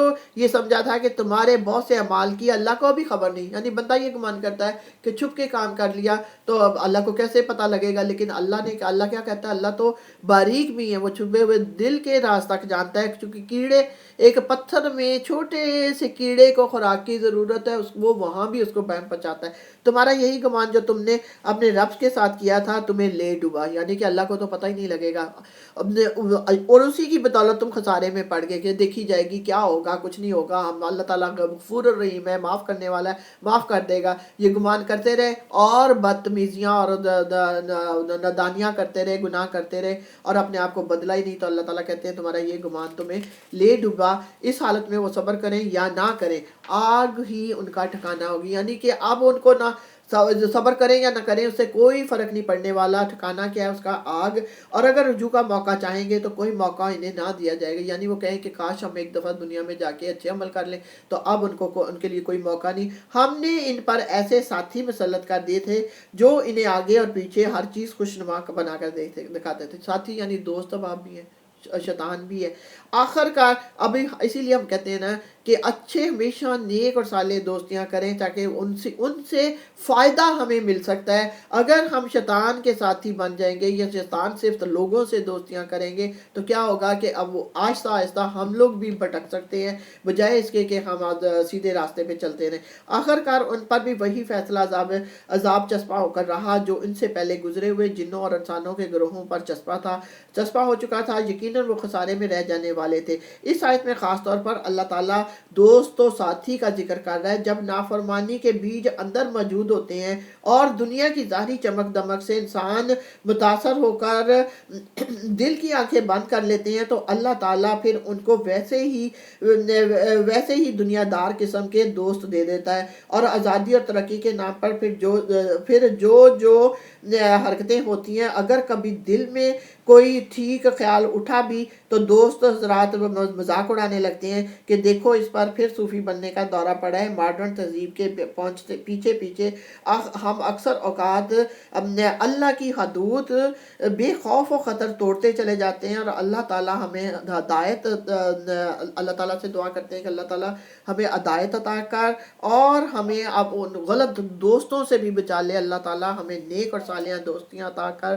اے میرے پروردگار, ہم تیری مدد مانگتے ہیں, ہمیں اپنی مدد عطا کر اور ہمیں نافرمانی سے فرمانبرداری میں لے. آمین. یہ منکرین حق کہتے ہیں اس قرآن کو ہرگز نہ سنو, اور جب یہ سنایا جائے تو اس میں خلل ڈالو شاید کہ اس طرح تم غالب آ جاؤ. اب انہوں نے کیا کہا تھا کہ اللہ کے نبی صلی اللہ علیہ وسلم جب بھی قرآن پڑھتے یا کوئی بھی پڑھتا تو یہ لوگ شور مچاتے, تالیاں پیٹتے, وہاں جا کے اونچی باتیں کرنے لگ جاتے کہ جو لوگ کوئی قرآن کی آیت نہ سن لے, کیونکہ وہ جانتے تھے کہ جو بھی قرآن کی آیت کو سنے گا اور نبی صلی اللہ علیہ وسلم سے سنے گا تو اس کے دل پہ اثر کرتی ہے اور وہ ایمان لے آتے ہیں. تو انہوں نے ایمان سے روکنے کے لیے ایک طریقہ بنایا. ان کافروں کو ہم سخت عذاب کا مزہ چکھا کر رہیں گے جو بدترین حرکات یہ کرتے رہے ہیں. ان کا پورا بدلہ انہیں دیں گے. وہ دوزخ ہے جو اللہ کے دشمنوں کو بدلے میں ملے گی. یعنی اس وقت تو وہ اللہ کی دشمنی اختیار کر رہے ہیں, اللہ کے بندوں کو تنگ کر رہے ہیں. تو اللہ تعالیٰ کہتے ہیں کہ آخر کار پھر ان کو وہ وہاں دوزخ میں جانا, اللہ اس سے بچا لینا, اسی میں ہمیشہ کے لیے ان کا گھر ہوگا. یہ ہے سزا اس جرم کی کہ وہ ہماری آیات کا انکار کرتے رہے ہیں. یہ کافر کہیں گے اے ہمارے رب ذرا ہمیں دکھا دے ان جنوں اور انسانوں کو جنہوں نے ہمیں گمراہ کیا تھا. یعنی اب گمراہ خود ہو کے آئے ہیں. انہوں نے ان کے اعمال کو خوشنما بنایا, کوئی نہیں ہوتا, بڑی عمر پڑی ہے, دیکھ لینا, کر لینا, وہ یہ باتوں میں آگے. لیکن کیا اب وہاں پہ اپنا جب خاتمہ بالخیر نہیں ہوا تو اب کہتے ہیں کہ اللہ ہمیں وہ ان انسانوں کو یا ان دوستوں کو یا ان جنوں کو جن کی ہم پیروی کرتے رہے, ہمیں جن کی وجہ سے ہم گمراہ ہوئے, ہمیں دکھاؤ, ہم انہیں پاؤں تلے روند ڈالیں گے تاکہ وہ خوب ذلیل و خوار ہوں. یعنی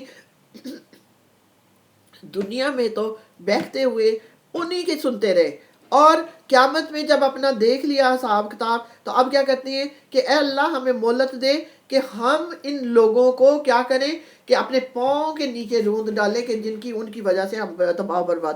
حقیقت دیکھ کر اب حسرت سے اللہ تعالیٰ سے کہہ رہے ہیں کہ ہمیں ایک بار ان گمراہوں کو دکھا دے, تو پھر ہم دکھا دے, ہم اپنا بدلہ لیں جن کی وجہ سے ہمیں آج یہ سزا مل رہی ہے.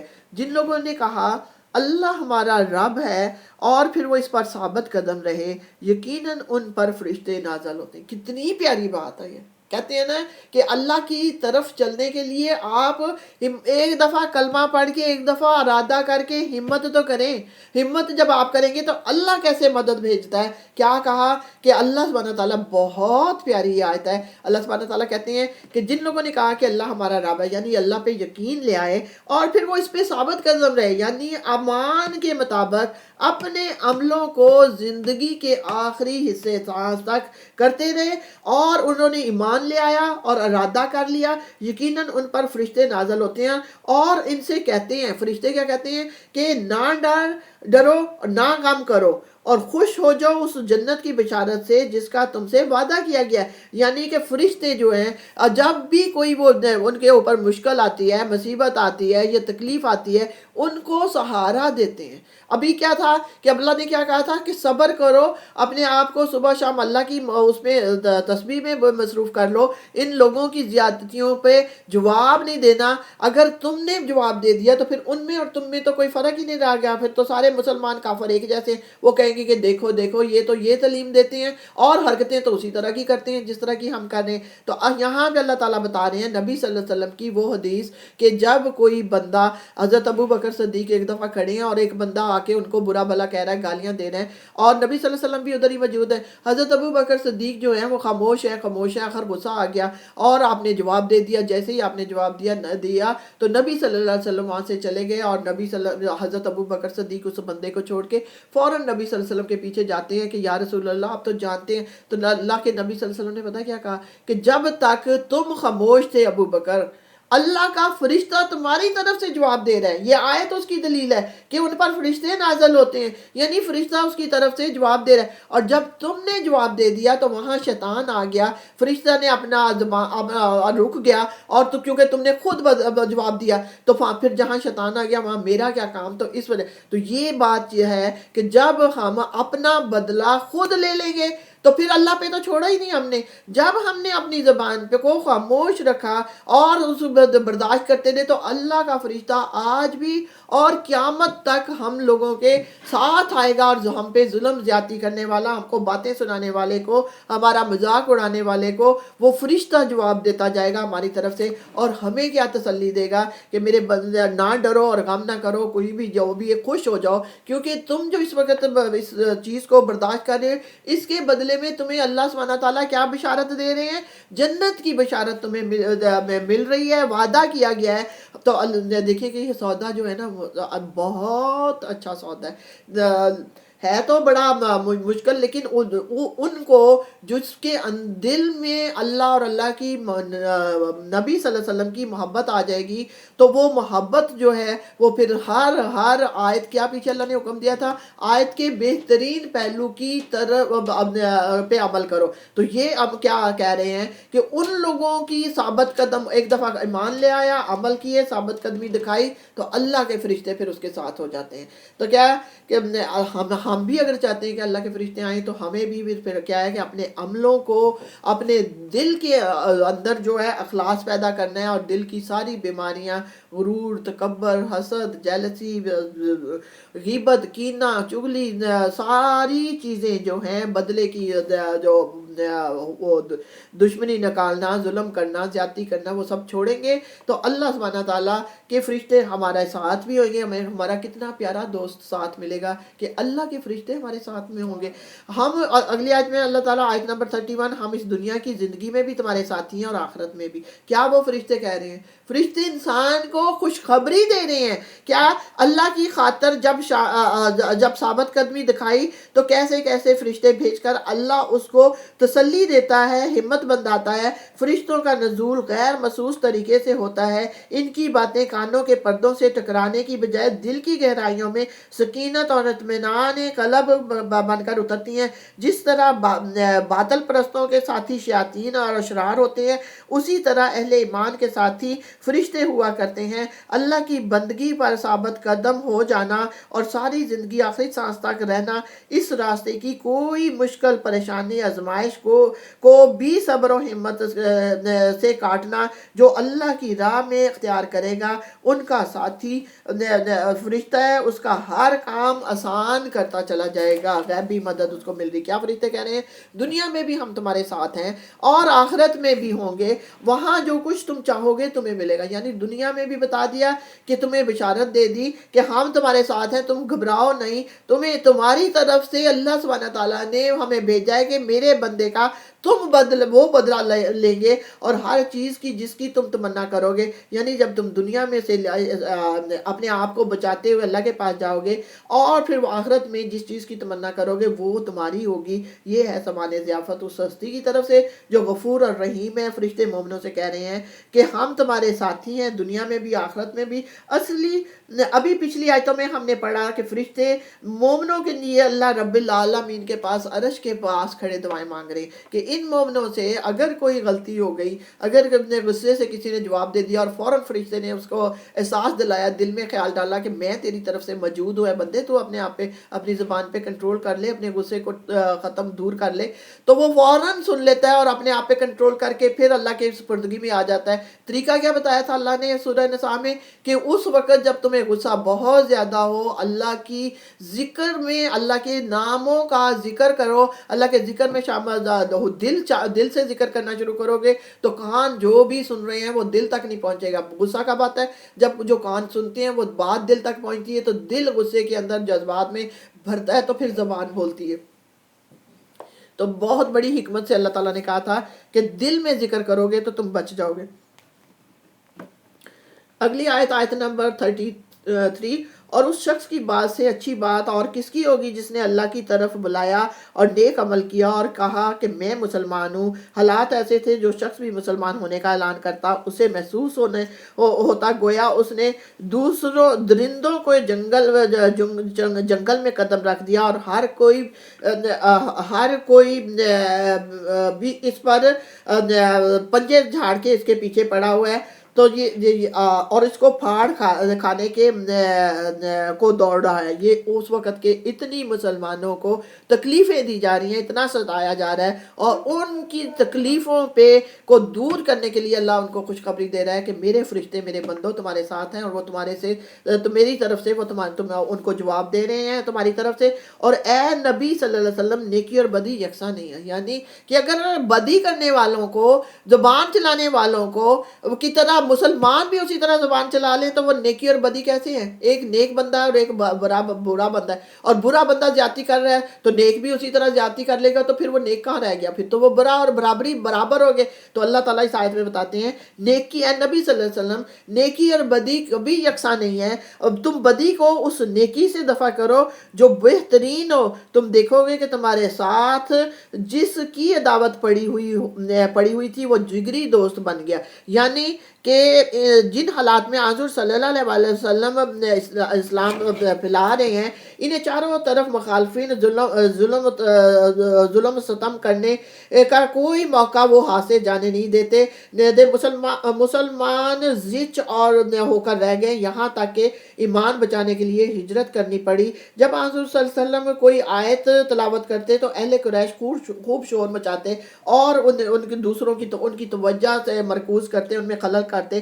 ایسے حالات میں اللہ تعالیٰ اب کیا تلقین کر رہے ہیں کہ بدی کو نیکی سے دفع کرو، ان کی حرکتوں کو اگنور کرو، وہ جو بھی کر رہے ہیں آپ نے صبر اور ہمت سے ان کو جب اگنور کریں گے اور ان کو بار بار ان کی اصلاح کے لیے ان کو اچھے طریقے سے آپ بلاتے بھی رہیں گے۔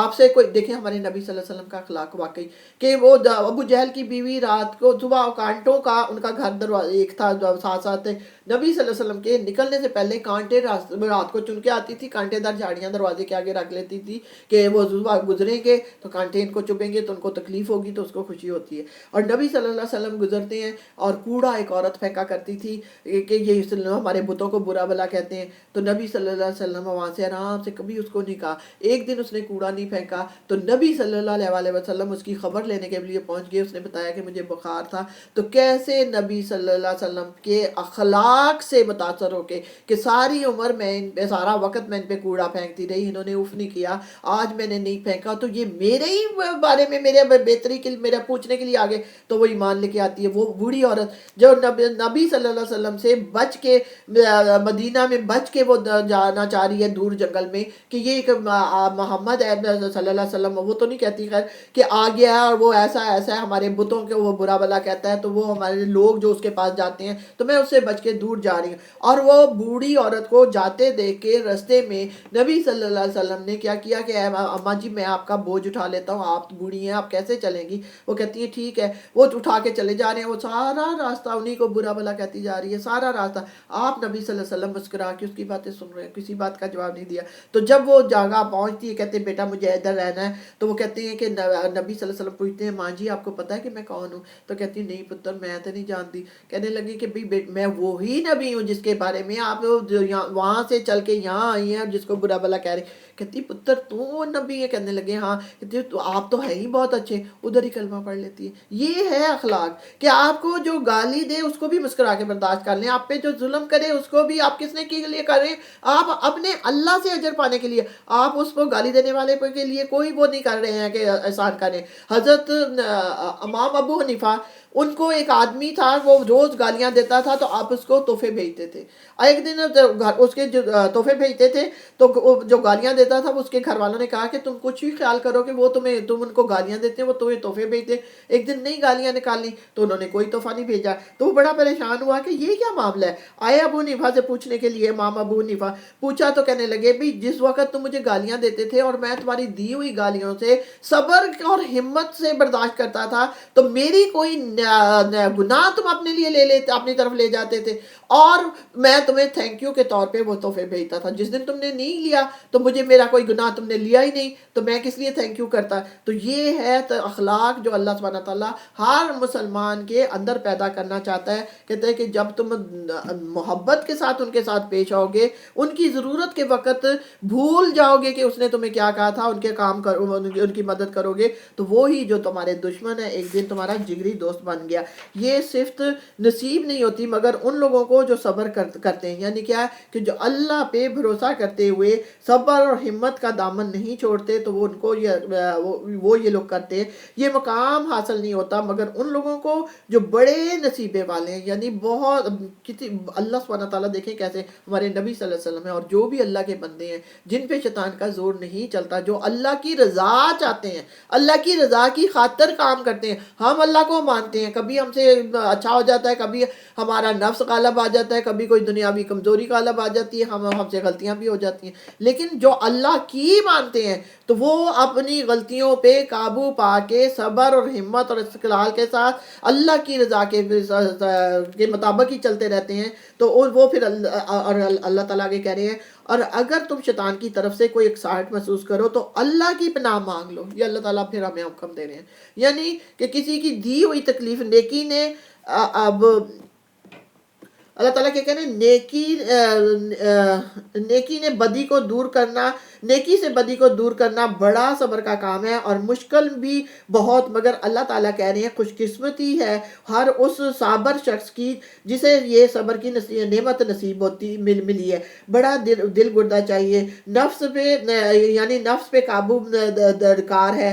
یہ وہ شخص ہی کر سکتا ہے جس نے حق کو بلند کرنے کا عزم کر لیا ہو اور اپنے نفس کو عقل اور شعور کے تابع کر لیا ہو، یعنی کہ وہ دل کی نہیں پھر سنتا، وہ کیا کرتا ہے، وہ عقل سے کرتا ہے کہ وہ، اور پھر اللہ نے کیا کہا کہ اگر تم سے کسی وقت اکساہٹ یعنی شیطان کی یا لوگوں کی دی ہوئی تکلیف سے تم گھبراتے ہو تو کیا اس وقت کرو، شیطان اللہ کی پناہ میں آ جاؤ۔ جب بھی تم اللہ کی پناہ میں آؤ گے اللہ کی مدد تمہارے ساتھ ہو جائے گی۔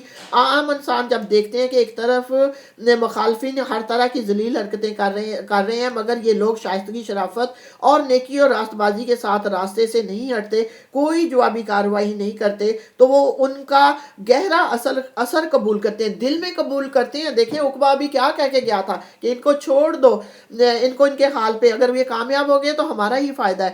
اگر ان کی طرف سے کوئی بیجا حرکت خواہ کسی بڑی زیادتی کے جواب ہی میں کیوں نہ ہو تو ان کی نگاہوں میں دونوں برابر ہو جاتے ہیں، یعنی دنیا کی نگاہوں میں۔ اس لیے اللہ تعالیٰ کہہ رہا ہے کہ چکنے رہو، اگر شیطان تمہارا خیر خواہ اور ہمدرد بن کر تمہیں اشتعال دلائے تو خبردار ہو جاؤ کہ یہ شیطان کی چال ہے کہ غصہ دلا کر تم سے کوئی غلطی کرانا چاہتا ہے۔ اس وقت فوراً اعوذ باللہ من الشیطان الرجیم پڑھ لیں اور اللہ سے مدد مانگیں کہ اللہ کی پناہ میں آ جائیں، تو انشاءاللہ ہماری زبانیں جو ہیں ہماری حفاظت کریں گی۔ اللہ تعالیٰ کہتا ہے وہ سب کچھ سنتا ہے اور جانتا ہے، وہ دیکھ بھی رہا ہے اس وقت اپنے بندے کی حالت کو اور جان بھی رہا ہے۔ اللہ سبحانہ تعالیٰ خود ایک طریقہ بتا رہے ہیں کہ اے میرے بندو، جب تمہیں یہ احساس ہو کہ شیطان تمہیں بھڑکا پھسلا رہا ہے تو فوراً اللہ کی پناہ میں مانگ لو۔ یہ بہت بڑی حکمت سکھائی جا رہی ہے۔ جواب دینا زیادتی کا بہت آسان، خود کو روکنا نہایت مشکل، لیکن اللہ کی پناہ میں آتے ہی احساس جاگتا ہے کہ اگر میں نے بھی اسی طرح زیادتی کرنے والے کو جواب دے دیا تو مجھ میں اور اس میں کیا فرق رہ گیا، اور مجھے تو میرے رب کو راضی کرنا ہے اور دیکھنا ہے وہ زیادتی کا جواب زیادتی سے نہیں دینے سے خوش نہیں ہوگا۔ وہ تو جانتا ہے کہ میں نے صرف اور صرف اس کی رضا کے لیے خاموشی اختیار کی ہے، تو پھر ایسا کرنا اس کے لیے کبھی بھی مشکل نہیں رہے گا۔ اللہ خود اس کو ہمت دے گا انشاءاللہ تعالیٰ، اور وہ جو فرشتہ ساتھ ہے وہ بھی ہمت دلائے گا۔ اللہ آگے کہتے ہیں، اللہ تعالیٰ ہمیں توفیق عطا کر دے کہ ہم اپنی زبانوں کی حفاظت کرنے والے ہو جائیں، اپنے عملوں کی حفاظت کرنے والے ہو جائیں، اور ہماری مدد فرما، اور ہم آپ کی پناہ میں آتے ہیں شیطان مردود سے۔ اگلی آیت ہے آیت نمبر 37۔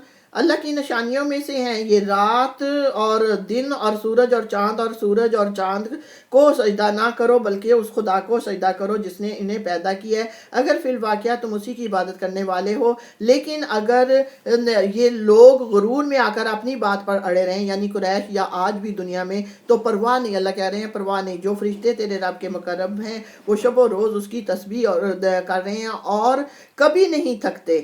تو اللہ کی نشانیوں میں سے ہے ایک یہ ہے کہ تم دیکھتے ہو زمین سونی پڑی ہوئی ہے، اور پھر جونی کہ ہم نے اس پر پانی برسایا یکا یک وہ پھبک اٹھتی ہے اور پھول جاتی ہے، اور یقیناً جو خدا اس مری ہوئی زمین کو جلا اٹھاتا ہے وہ مردوں کو بھی زندگی بخشنے والا ہے، یقیناً وہ ہر چیز پر قدرت رکھتا ہے۔ یہاں پہ سجدہ ہے تو سجدہ کر لیں۔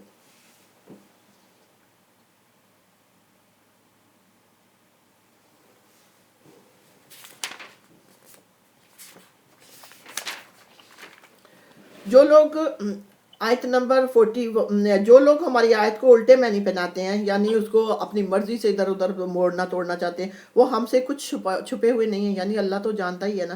خود ہی سوچ لو کہ آیا وہ شخص بہتر ہے جو آگ میں جھونکا جانے والا ہے، یا وہ جو قیامت کے روز امن کی حالت میں حاضر ہوگا، یعنی فرما بردار اور نافرمان۔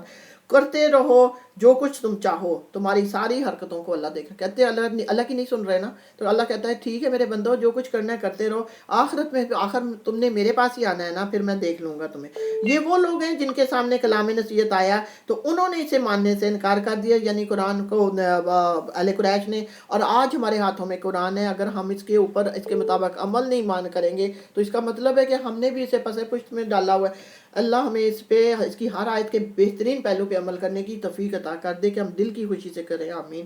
مگر حقیقت یہ ہے کہ یہ ایک زبردست کتاب ہے قرآن، باطل نہ سامنے سے اس پر آ سکتا ہے نہ پیچھے سے، یہ ایک حکیم و حمید کی نیا نازل کردہ چیز ہے، یعنی اس کی حفاظت اللہ سبحانہ تعالیٰ نے کی ہے، کوئی کسی کی طاقت نہیں کہ اس کے ایک حکم کو بھی تبدیل کر سکے، چاہے وہ باطل جو ہیں، دنیا دار جو ہیں، جس کو نہیں مانتے، جتنا دنیا بھر کا زور لگا لیں تو اس کا کچھ بگاڑ نہیں سکتے اس کتاب کا، جس کی حفاظت اللہ نے کی ہے۔ اے نبی صلی اللہ علیہ وسلم، تم سے جو کچھ کہا جا رہا ہے اس میں کوئی چیز بھی ایسی نہیں ہے جو تم سے پہلے گزرے ہوئے رسولوں سے نہ کہی جا چکی، کیونکہ ان کو بار بار پچھلی گزری قوموں کا بتانے کے بعد اللہ تعالیٰ کہہ رہے ہیں نبی کو کہ ان کو بتاؤ یہ تعلیم وہی ہے جو پہلے بھی یہ لوگوں کے پاس آ چکی تھی، بے شک تمہارا رب بڑا درگزر کرنے والا ہے اور اس کے ساتھ بڑی دردناک سزا دینے والا بھی، یعنی معاف بھی کرنے والا ہے۔ دنیا میں رہتے ہوئے تم معافی مانگو گے، معافی بھی مل جائے گی، لیکن اگر نہیں کرو معافی مانگو گے تو عذاب میں بھی پکڑتا اللہ، اپنے عذاب سے بچا لینا۔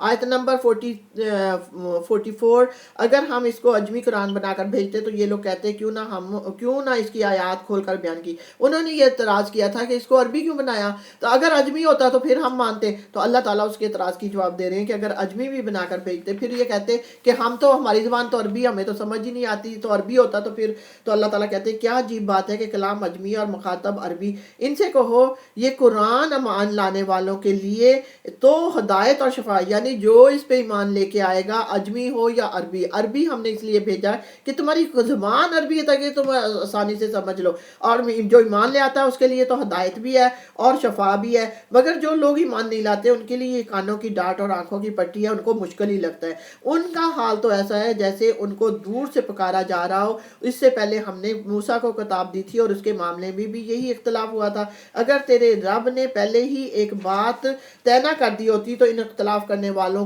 کے درمیان فیصلہ چکا دیا جاتا، اور حقیقت یہ ہے کہ یہ لوگ اس کی طرف سے سخت اضطراب انگیز شک میں پڑے ہوئے ہیں۔ اہل قریش شدید تذبذب میں مبتلا تھے، ایک طرف ان کے ذاتی مفاد، نفس کی خواہشات، جاہلانہ تعصبات تقاضا کر رہے تھے کہ وہ حضور صلی اللہ علیہ وسلم کی پوری طرح مخالفت کریں، مگر دل ان کے اندر سے پکارتے تھے کہ یہ قرآن بے مثل کا کلام ہے۔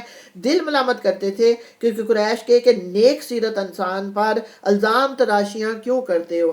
تو اللہ تعالیٰ کے اگلی آیت میں اللہ تعالیٰ کہتے ہیں جو کوئی پھر نیک کا عمل کرے گا اپنے ہی لیے اچھا کرے گا، یعنی کہ کوئی نیکی کر کے اپنے شکر کر کے لائے گا تو کس کو فائدہ، کسی دوسرے پہ احسان نہیں ہے، اللہ پہ احسان نہیں ہے، اپنا آپ کو اس دن کی سختی سے بچا لے گا، اور جو بدی کرے گا اس کا وبال اسی پر ہوگا، اور تیرا رب اپنے بندوں کے حق میں ظالم نہیں ہے، یعنی جو نافرمانی کر کے آئے گا، نہیں مانے گا اس کے نبیوں کی بات کو، اس کے رسولوں کی بات کو، کتاب کی بات کو، اللہ کی بات کو، تو کیا ہے کہ نقصان پھر وہ اپنا کر کے آئے گا۔ اللہ تعالیٰ ہمیں فرما بردار بندوں میں شامل کر لے میرے پروردگار، اللہ تعالیٰ ہمیں نیکی کرنے کی توفیق عطا فرما اور نیک بندوں کے ساتھ نیک دوستیاں عطا کر، آمین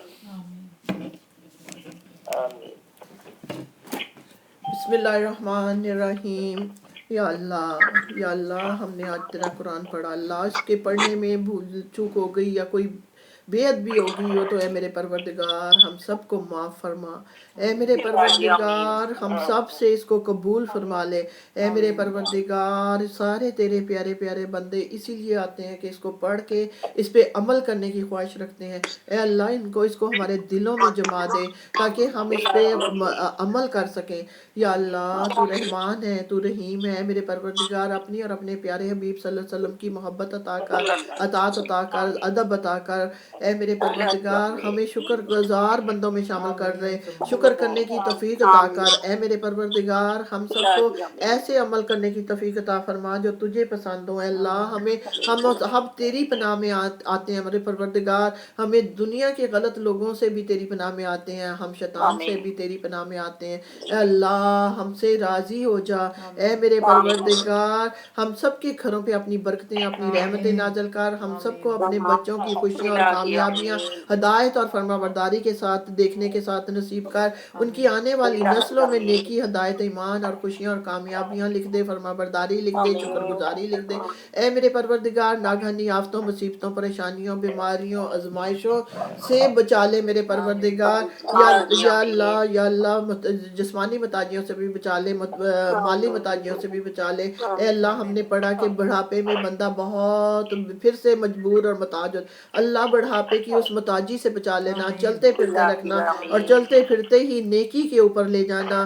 اے میرے پروردگار جو بچے بڑے ہیں شادی کے قابل ہیں ان کو نیک اور صالح زوج عطا کر, اور جن کی شادیاں ہو گئی ہیں ان کو اپنا فرما بردار اور محبت اور سلوک کے ساتھ رہنے کی توفیق عطا فرما.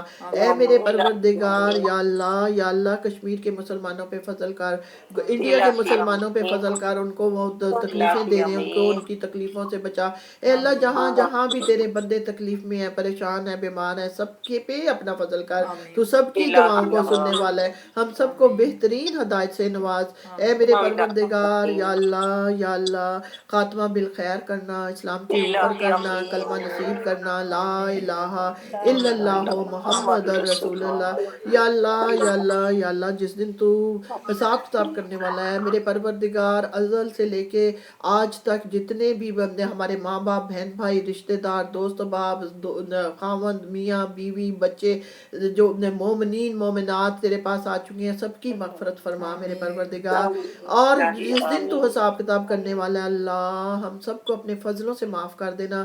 اس دن تو دوزخ کی آگ سے بچا لینا میرے پروردگار, جنت میں داخلہ دے دینا میرے پروردگار. اس دن وہ دن ہمارے لیے آسان کر دینا, اس دن نہ ہمیں پچھتانا پڑے ہے میرے پروردگار. جو تو نے ہمارے لیے مہلت زندگی رکھی ہے اللہ ہم نہیں جانتے کب کس کی کیا باری آنے والی. اللہ ہمیں ایسے ایک عمل کرا لے کہ ہم سے ایڈوانس بکنگ ہماری جنت میں کرا دے میرے پروردگار, اور وہ عمل کرنا ہمارے لیے آسان کر دے. تو راستہ آسان کرنے والا ہے میرے پروردگار, راستہ ہمارے لیے آسان کر دے اور ہماری دعاؤں کو قبول اور منظور فرما. دنیا آخرت میں کی بھلائیاں نیکیاں ہدایت اور ایمان کے ساتھ عطا کر. ربنا تقبل الدعاء انك انت سميع الدعاء. اللهم صل على سيدنا محمد وعلى ال سيدنا محمد كما صليت على ابراهيم وعلى ال ابراهيم انك حميد مجيد. اللهم بارك على محمد وعلى ال محمد كما باركت على ابراهيم وعلى ال ابراهيم انك حميد مجيد. رب اجعلني مقيم الصلاة ومن ذريتي ربنا وتقبل الدعاء. ربنا اغفر لي ولوالدي وللمؤمنين يوم يقوم الحساب. سبحان ربك رب العزة عما يصفون وسلام على المرسلين والحمد لله رب العالمين. آمین. اور یہ سمینہ میری بہن کل آج اعتکاف پہ بیٹھ رہی ہیں